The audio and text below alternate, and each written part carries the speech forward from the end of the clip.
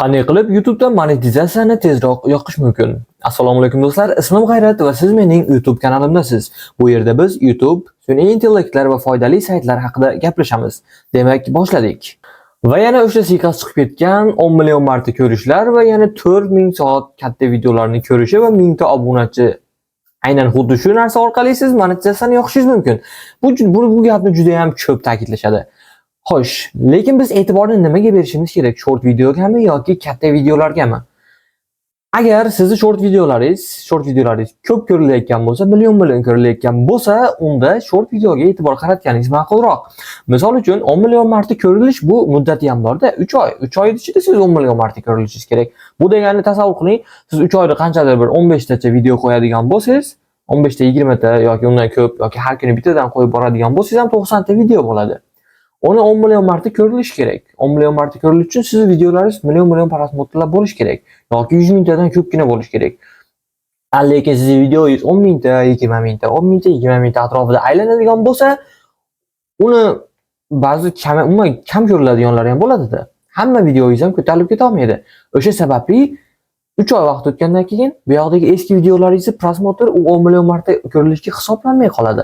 Shu sababli siz video qo'yaverasiz, ko'rilaveradi, bu yoqda minus ketaveradi, 3 oy ichida shunaqa bo'lib turib 10 million marta ko'rilish ehtimoli kamayib ketadi. Aynan xuddi shu vaziyatda siz e'tiborni katta videolarga qaratishingiz kerak. Yo'nalishingiz nima? Misol uchun hamma keng foydalanadigan futbol yo'nalishi haqida gapirmoqchiman men o'zim. Tasavvur qiling, siz futbol yo'nalishida video qilyapsiz. Short videolar qilyapsiz, Ronaldo, Messi, Neymar, ular rekka chiqadigan eng asosiy gollar haqida video qilyapsiz, short video qilyapsiz. Lekin siz 10 million marta short videosiga yetisha olmayapsiz. 10 million marta ko'rish bo'lmayapti sizda. Ayni shunaqa vaziyatda siz e'tiborni katta videolarga qaratasiz. O'rtacha 4000 soat bo'ladigan bo'lsa ham siz bir 10 minutlik video qilsangiz, 10 minutlik, 5 minutlik yoki katta video qilsangiz, qanaqa holatda bo'lsa ham, xohlasangiz o'sha short videolaringizni qo'shing. Hammasini asosiy qilib turib, bitta katta video qilib chiqaring. Bu ham katta video hisoblanadi. Xohlasangiz futbol yo'nalishida aytaman, birorta futbolistni eng zo'r gollarini to'plab turib, bitta katta video qilib turib joylang. Xohlasangiz 15 minut qiling, xohlasangiz 20 minut, xohlasangiz 1 soat qiling. Qancha vaqt ko'p bo'ladigan bo'lsa, siz shuncha 4000 soat bo'ladi-yu, o'shani tezroq yig'asiz. Shu sababli e'tiborni bunga qaratamiz. Keyin e'tiborga oladigan jihat. Siz YouTube'ga nima uchun kirasiz odatda? Tasavvur qiling, kanalingiz yo'q. Siz kanalda shunchaki biror narsa ko'rish uchun kirishingiz mumkin, ha? Odatda masalan yoshlar 17, 15 yoshdan borani 23, 24 yoshdagilar odatda Instagramga kiradi-da. Instagramda Reels ko'radi. Ular shunchaki ishdan zerikkanidan, charchaganidan, maza qilish uchun, kulish uchun, biror narsa ko'rish uchun kiradi. YouTube'gachi? YouTube'ga biror narsa o'rganish uchun kiradi odam. Yoki shunchaki birorta narsani qidirish uchun. To'g'rimi? Ko'p holatlarda bu YouTube birorta documentary film, ya'ni birorta narsa haqida ma'lumot beruvchi platforma hisoblanadi. Shu sababli siz ham e'tiborni xuddi shunga qaratishingiz kerak. Futbol haqida ma'lumot bering. Futboldagi triklar haqida. Misol uchun, qanday qilib futbolistlar masalan uzoq masofadan bunchalik aniqlikda gol urishi mumkin? Qancha vaqt trening qiladi ular? Ronaldo masalan, Messi qancha vaqt trening qiladi?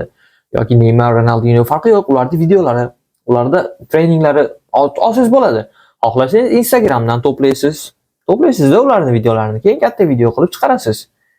Masalan, top haqida, futbol tarixi haqida, hozirgi bo'layotgan chempionatning ligasi, o'zingiz fikrlaringiz haqida, ingliz tilida bo'lmasa ham sun'iy intellektlardan foydalansangiz bo'ladi. Masalan, o'zingiz ingliz tilida gapira olmasangiz, masalan, 11 Labs'dan foydalaning ovoz berish uchun. Shunchaki ChatGPTga o'zingiz fikringizni yozasiz, ma'nosini o'zgartirmasdan, chunki bilaman-da, ChatGPTga siz birorta narsa haqida yozib ber desangiz, u ingliz tilida yozib beradi va siz uni tushunmaysiz-da.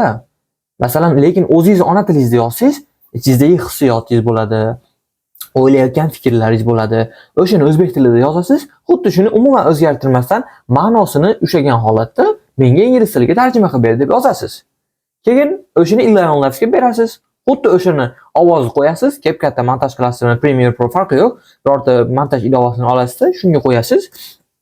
Keyin siz unga montaj qilishni boshlaysiz. Ovozni birinchi qo'yib turib, unga keyin B-roll playlar, ya'ni boshqa har bitta orqa fonda ovoz ketaveradi, o'shanga doir videolar qo'yib borasiz.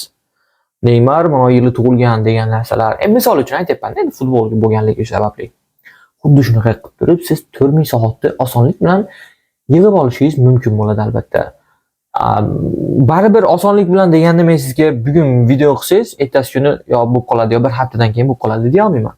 Chunki qanchadir muddat vaqt kerak. Chunki 100 mingta, 200 mingta bo'lgan katta videolar ko'rilishi juda ham qiyin bo'ladi-da. Qiyin bo'ladi qachonki agar undan ko'rayotgan odam o'ziga value, qadr ola olmasa-da, birorta narsa o'rgana olmasa yo kulgili bo'lmasa yo qiziqarli bo'lmasa. Keyin videolaringizga aqllilik qilishni bas qiling.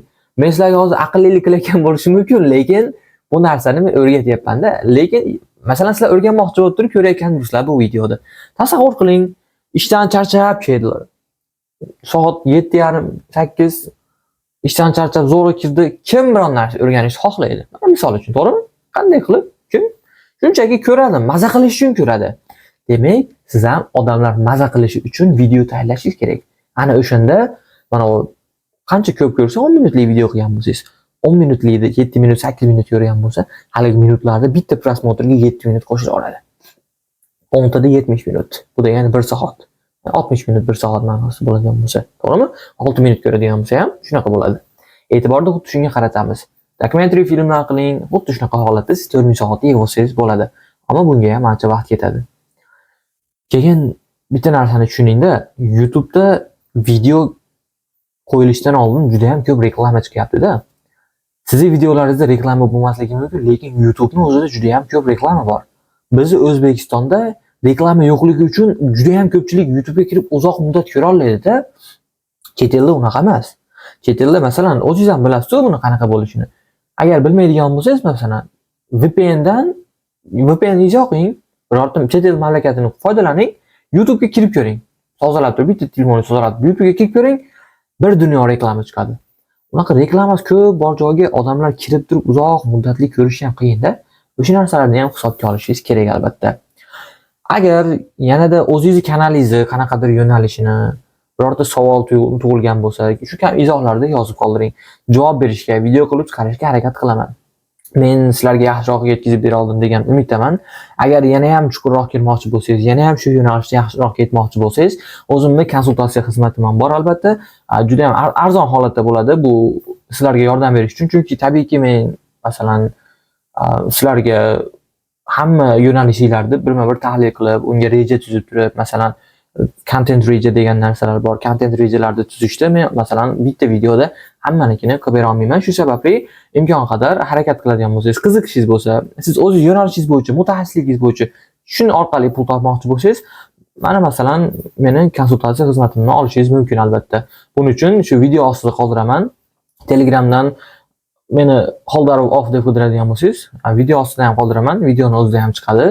Albatta bemalol 1 soatlik konsultatsiya yoki 2 soatlik konsultatsiya qilamiz va siz o'zingiz xohlagan narsani so'rab, o'rganib, videoingizni kontentini rejalab, hatto videolarga birorta g'oyalarni topib turib, uni qachon paytda, qaysi paytda qilish kerakligini, nimalardan foydalanish kerakligini xohlagan narsangizni so'rab, o'rganib olishingiz mumkin albatta. Video sizga foydali bo'ldi degan umiddaman. Xayr, salomat bo'ling. Kanalga obuna bo'lishni unutmang.